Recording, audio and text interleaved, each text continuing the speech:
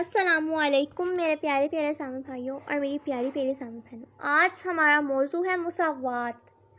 میرے پیارے پیارے سامع بھائیوں اور میری پیاری پیاری سامع بہنوں، حضرت محمد صلی اللہ علیہ وسلم نے ہمیں اپنے قول و عمل سے مساوات کا جو درس دیا ہے وہ تاریخ انسانی میں اپنی مثال آپ ہے۔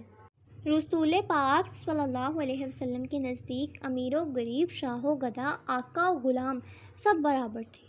آپ صلی اللہ علیہ وسلم نے خاندانی اور قبائلی فخر کو مٹایا، ذات پات اور رنگ و نسل کے امتیازات کو ختم کر دیا۔ آپ صلی اللہ علیہ وسلم کے نزدیک سلمان فارسی، بلال حبشی اور صہیب رومی رضی اللہ عنہ کی قدر و منزلت قریش کے معزز ترین لوگوں سے کم نہ تھی۔